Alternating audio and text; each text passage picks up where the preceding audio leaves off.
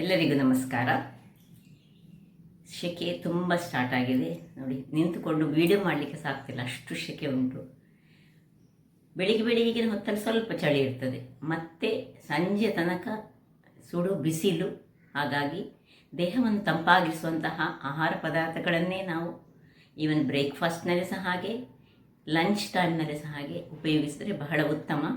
ಅಥವಾ ಈ ಜ್ಯೂಸ್ನ ಅಂಶಗಳನ್ನು, ಅಂದರೆ ಒಳ್ಳೆ ಜ್ಯೂಸ್ಗಳನ್ನು, ಹೀಗೆ ಏನಾದರೂ ಪ್ರಿಸರ್ವೇಟಿವ್ ಎಲ್ಲ ಹಾಕಿದಂಥ ಜ್ಯೂಸ್ಗಳಲ್ಲ, ಅಂಥವುಗಳನ್ನು ತುಂಬ ಸೇವಿಸಿದರೆ ಉತ್ತಮ. ಏನಲ್ಲದಿದ್ದರೆ ಒಂದು 3-4 ಗ್ಲಾಸ್ಗಳಷ್ಟು ನೀರನ್ನು ಕುಡಿದ್ರೆ ಬಹಳ ಉತ್ತಮ. ಹಾಗೆ ಇರುವಾಗ ಇವತ್ತು ನಾನು ಮಧ್ಯಾಹ್ನದ ಊಟಕ್ಕೆ ಸಾಕ್ತದೆ, ಅಥವಾ ಬೆಳಿಗ್ಗೆ ಇದನ್ನು ಬ್ರೇಕ್ಫಾಸ್ಟಲ್ಲಿ ಇಡ್ಲಿಗಳೊಟ್ಟಿಗೆ ತಿನ್ನಲಿಕ್ಕೆ ಸಾಕ್ತದೆ. ಸೋರೆಕಾಯಿಯಿಂದ ಮಾಡಿದಂತಹ ಒಂದು ಹುಳಿ ಅಂತ ಹೇಳ್ಬೋದು. ಅದಕ್ಕೆ ಸ್ವಲ್ಪ ಮಜ್ಜಿಗೆ ಸಹ ಯೂಸ್ ಮಾಡಿದ್ದೇನೆ. ಹಾಗಾದರೆ ಯಾರೆಲ್ಲ ನನ್ನ ಚಾನಲನ್ನು ನೋಡ್ತಿದ್ದೀರಿ, ಯಾರೆಲ್ಲ ಇನ್ನೂ ಸಬ್ಸ್ಕ್ರೈಬ್ ಮಾಡಿಲ್ಲ, ದಯವಿಟ್ಟು ಸಬ್ಸ್ಕ್ರೈಬ್ ಮಾಡಿ ಸಪೋರ್ಟ್ ಮಾಡಿ ಅಂತ ಹೇಳುತ್ತಾ ಬನ್ನಿ. ಯಾವ ರೀತಿಯಲ್ಲಿ ಈ ಸೋರೆಕಾಯಿಯನ್ನು ಬಳಸಿ ನಾನು ಈ ಮಜ್ಜಿಗೆ ಹುಳಿಯನ್ನು ಮಾಡಿದ್ದೇನೆ ನೋಡೋಣ. ನಮಸ್ತೆ ಮಿತ್ರರೇ, ಒಂದು ಎಳೆಯ ಸೋರೆಕಾಯಿ ಉಂಟು. ಈಗ ಇದನ್ನು ಬಳಸಿ ಸೋರೆಕಾಯಿಯ ಮಜ್ಜಿಗೆ ಹುಳಿ ಮಾಡೋಣ. ನೀವೆಲ್ಲ ಈ ಆ್ಯಶ್ ಗಾರ್ಡಿದ್ದು, ಅಂದರೆ ಬೂದು ಕುಂಬಳದ್ದು, ಬೆಂಡೆಕಾಯಿದ್ದು, ಹಾಗೆ ಇತರ ಮಜ್ಜಿಗೆ ಹುಳಿ ಅಂತ ಇರುವಿರಿ.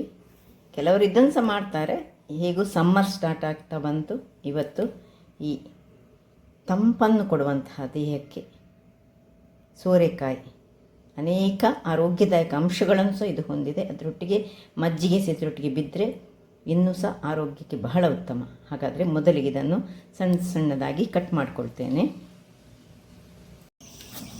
ಇದರಲ್ಲಿ ಅರ್ಧ ಭಾಗ ತೆಗೆದುಕೊಂಡಿದ್ದೇನೆ ನಾನೀಗ. ಇದರದ್ದು ಸುರಿಗೆ ಸಿಪ್ಪೆ ತೆಗೆದುಕೊಳ್ಳೋಣ. ಸಿಪ್ಪೆ ತೆಗೆದುಕೊಂಡು ಆಮೇಲೆ ಸ್ಕ್ವೇರ್ ಆಗಿ ನಾನು ಇದನ್ನು ಕಟ್ ಮಾಡಿಕೊಡ್ತೇನೆ.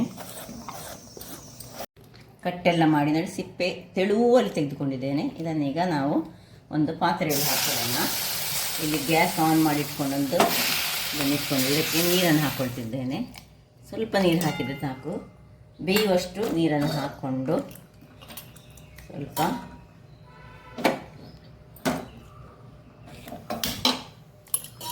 ಇದಕ್ಕೆ ಮುಚ್ಚಳವನ್ನು ಮುಚ್ಚಿಕೊಂಡು ನಾವು ಬೇಯಿಸ್ಕೊಳ್ಳೋಣ. ಇಲ್ಲಿ ಏನೆಲ್ಲ ಸಾಮಗ್ರಿಗಳು ಬೇಕೆಂದು ಈಗ ನೋಡೋಣ. ಅದು ಬೇಯ್ತಾ ಇರಲಿ. ಇಲ್ಲಿ 1 ಚಮಚದಷ್ಟು ಸಾಸಿವೆ ಬೇಕು, 1 ಚಮಚದಷ್ಟು ಜೀರಿಗೆ ನೋಡಿ, ಒಂದು ಸ್ವಲ್ಪ ಈ ಕಡಲೆಬೇಳೆ, ಇದನ್ನು ಒಂದೂವರೆ ಚಮಚದಷ್ಟು ಕಡಲೆಬೇಳೆಯನ್ನು ಈ 1-2 ಗಂಟೆಯ 1 ಗಂಟೆಯ ಅಥವಾ ಸ್ವಲ್ಪ ಬಿಸಿ ನೀರಿನಲ್ಲಿ ಹಾಕಿದ ಅರ್ಧ ಗಂಟೆ ಸಹ ಸಾಕಾಗ್ತದೆ, ಹಾಕಿಟ್ಟುಕೊಂಡ್ರೆ ಆಯಿತು. ಸ್ವಲ್ಪ ಹಿಂಗು ಬೇಕು, ಸ್ವಲ್ಪ ತೆಂಗಿನ ತುರಿ 4 ಚಮಚದಷ್ಟು, 2 ಕಾಯಿಮೆಣಸು ನಿಮ್ಮ ಖಾರಕ್ಕೆ ತಕ್ಕಷ್ಟು, ಕೊತ್ತಂಬರಿ ಸೊಪ್ಪು, ಮತ್ತು ಇಲ್ಲಿ ನಾನು ನೋಡಿ ಸ್ವಲ್ಪ ಮಜ್ಜಿಗೆ ಮಾಡಿಟ್ಟುಕೊಂಡಿದ್ದೇನೆ. ಮೊಸರನ್ನೇ ನಾನು ಮಾಡಿದ್ದು. ಮಜ್ಜಿಗೆ ಇದ್ದರೆ ಮಜ್ಜಿಗೆ ಸಹ ಆಗ್ತದೆ, ಅಥವಾ ಮೊಸರು ಸಹ ಆಗ್ತದೆ ನೋಡಿ. ಇದನ್ನು ಹೀಗೆ ಮಾಡಿಟ್ಟುಕೊಂಡಿದ್ದೇನೆ. ಈಗ ನಾವು ಒಂದು ಮಿಕ್ಸಿ ಜಾರನ್ನು ತೆಗೆದುಕೊಳ್ಳೋಣ. ಈಗ ಮಿಕ್ಸಿಯಲ್ಲಿ ಸ್ವಲ್ಪ 1 ಚಮಚದಷ್ಟು ಜೀರಾ, ಇದರಲ್ಲಿ ಅರ್ಧ ಚಮಚದಷ್ಟು ಸಾಸಿವೆ, ಅರ್ಧ ಮತ್ತು ಒಗ್ಗರಣೆಗೆ ಬೇಕು, ಮತ್ತು ಈ ಕಡಲೆಬೇಳೆ. ಸ್ವಲ್ಪ ನೀರು ಬಿದ್ದರೆ ಸಹ ತೊಂದರೆ ಇಲ್ಲ. ಈ ನೀರಿನಲ್ಲಿ ಅದನ್ನು ಚೆನ್ನಾಗಿ ತೊಳೆದು ನೆನೆ ಹಾಕ್ಕೊಳ್ಬೇಕು. ಇನ್ನು ಕೊತ್ತಂಬರಿ ಸೊಪ್ಪು ಸ್ವಲ್ಪ ದಂಟಿನೊಟ್ಟಿಗೆ ಹಾಕ್ಕೊಳ್ಳಿ. ಸ್ವಲ್ಪ ಕಟ್ ಮಾಡಿದಂಥ ಚಾಪ್ಡನ್ನು ಸ್ವಲ್ಪ ಇಟ್ಟುಕೊಳ್ಳಿ, ಮತ್ತು ಕೊನೆಗೆ ಹಾಕ್ಕೊಳ್ಳಿಕ್ಕೆ ಆಗ್ತದೆ. ಇನ್ನು ತೆಂಗಿನ ತುರಿ ಸ್ವಲ್ಪ, ಒಂದು 2-3 ಚಮಚದಷ್ಟು ಸಾಕು, ಮತ್ತು 2 ಮೆಣಸು. ಇಷ್ಟನ್ನು ಹಾಕ್ಕೊಂಡು ಸ್ವಲ್ಪ ನೀರು ಹಾಕ್ಕೊಂಡು ಗ್ರೈಂಡ್ ಮಾಡೋಣ. ಇಲ್ಲಿ ನೋಡಿ, ಇದು ಬೇಯ್ತಾ ಇರುವಾಗ ಇದಕ್ಕೆ ಒಂದು ಸ್ವಲ್ಪ ಕರಿಬೇವಿನ ಸೊಪ್ಪನ್ನು ಸಹ ಇಲ್ಲಿ ಹಾಕ್ಕೊಳ್ಳೋಣ. ಒಳ್ಳೆ ಪರಿಮಳಯುಕ್ತವಾಗಿರ್ತದೆ. ಸೊ ಒಂದು ಸರ್ತಿ ಸೌಟ್ ಹಾಕ್ಕೊಳ್ಳೋಣ. ಇನ್ನು ಉಪ್ಪು ಮತ್ತು ಸ್ವಲ್ಪ ಬೆಂದ ಮೇಲೆ ಉಪ್ಪನ್ನು ಹಾಕ್ಕೊಳ್ಳೋಣ. ವೀಕ್ಷಕರೇ, ಇಲ್ಲಿ ನೋಡಿ, ಇಷ್ಟು ಫೈನಾಗಿ, ಅಂದರೆ ತುಂಬ ಫೈನ್ ಸಹ ಬೇಕಂತಿಲ್ಲ. ಇಲ್ಲಿ ಇದಕ್ಕಿನ್ನು ಉಪ್ಪನ್ನು ಹಾಕ್ಕೊಳ್ಳೋಣ. ಉಪ್ಪನ್ನು ಹಾಕ್ಕೊಂಡು ಒಂದು ಬಾರಿ ತಿರುಗಿಸಿಕೊಂಡು, ಇನ್ನೂ ಸಹ ಅಷ್ಟು ಬೇಯಲಿಲ್ಲ, ಚೂರು ಬೇಯಲಿ ಉಪ್ಪು ಹಾಕಿದ ಮೇಲೆ. ಸೊ ಹಾಗೆ ಇರಲಿ, ಇದನ್ನು ಪಕ್ಕಕ್ಕೆ ಇಟ್ಕೊಳ್ಳೋಣ. ವೀಕ್ಷಕರೇ ಇಲ್ಲಿ ನೋಡಿ, ಇದು ಆಯಿತು, ಬೆಂದಿತ್ತು, ಕಲರ್ ಚೇಂಜ್ ಆದ ಕೂಡಲೇ ಬೆಂದಿತ್ತು ಹೇಳಿ ಅರ್ಥ. ಈಗ ಈ ಒಂದು ಇದನ್ನು ಇದಕ್ಕೆ ಶಿಫ್ಟ್ ಮಾಡಿಕೊಳ್ಳೋಣ. ಮಸಾಲೆಯನ್ನು ತುಂಬ ಅದಕ್ಕೆ ಮಸಾಲೆ ಮಾಡುವಾಗ ತುಂಬ ನೀರು ಮಾಡದಿದ್ದರೆ ಆಯಿತು. ಸ್ವಲ್ಪ ಸೋರೆಕಾಯಿ ತನ್ನಷ್ಟಕ್ಕೆ ತುಂಬ ನೀರು ಸಹ ಬಿಡ್ತದೆಲ್ಲ, ಹಾಗಾಗಿ ಗ್ರೀನಾಗಿ ಒಳ್ಳೆ ಎಲ್ಲ ಮಸಾಲೆಗೆ ಇದಕ್ಕೆ ಸ್ವಲ್ಪ ಬೇಕಿದ್ರೆ ನೀರನ್ನು ಹಾಕ್ಕೊಂಡು ಇದಕ್ಕೆ ಸೇರಿಸ್ಕೊಳ್ಬೋದು. ದಪ್ಪ ಆಯಿತು ನೋಡಿ. ಈ ಮಸಾಲೆಯಲ್ಲಿ ನಮ್ಮದು ಈ ಕಡಲೆಬೇಳೆ ಇರೋದ್ರಿಂದಾಗಿ ಅದು ಸ್ವಲ್ಪ ದಪ್ಪ ಕೊಡ್ತದೆ. ಅದರೊಟ್ಟಿಗೆ ತೆಂಗಿನ ತುರಿ ಸಹ ಉಂಟು ನೋಡಿ. ಈ ಹೊತ್ತಿನಲ್ಲಿ ಉಪ್ಪು ಎಲ್ಲ ಸರಿ ಉಂಟ ನೋಡ್ಕೊಳ್ಬೇಕು. ಇದಕ್ಕೆ ದಪ್ಪ ಆಯಿತು ಸ್ವಲ್ಪ, ಇದಕ್ಕೆ ಇನ್ನೂ ಸ್ವಲ್ಪ ನೀರನ್ನು ಹಾಕೊಳ್ಳೋಣ. ಇಷ್ಟು ದಪ್ಪ ಆಗಲಿಕ್ಕಿಲ್ಲ ನಮಗೆ. ಈ ಕನ್ಸಿಸ್ಟೆನ್ಸಿ ಇರಬೇಕು. ಇದು ಒಂದು ಕುದಿ ಬರಲಿಕ್ಕೆ ಒಂದು ಮುಚ್ಚಳವನ್ನು ಮುಚ್ಚಿಕೊಂಡು ಬಿಡೋಣ. ವೀಕ್ಷಕರೇ ಇಲ್ಲಿ ನೋಡಿ, ಒಳ್ಳೆ ಕುದೀತು, ಸಾಕು.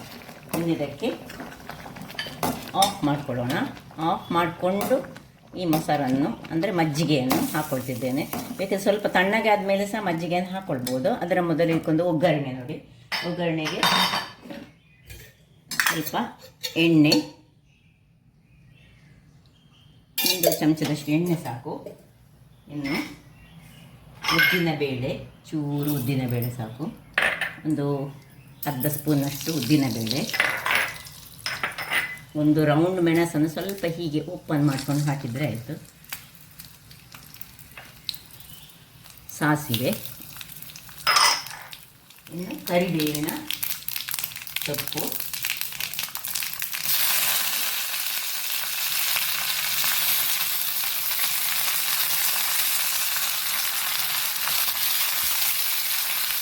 ಹಾಕ್ಕೊಂಡು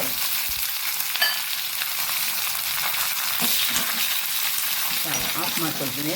ಸಾಸಿವೆ ಸಿಡಿಯುವಾಗ ಆಫ್ ಮಾಡ್ಕೊಳ್ಳೋಣ. ಇದಕ್ಕೆ ಇದನ್ನು ಶಿಫ್ಟ್ ಮಾಡೋಣ.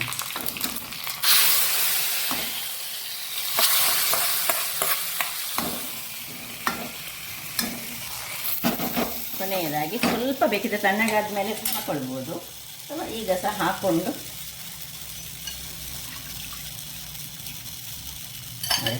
ಸಮ್ಮರ್ ಸೀಸನಿಗೆ ಹೇಳಿ ಮಾಡಿಸಿದಂತಹ ಒಂದು ಸೋರೆಕಾಯಿಯ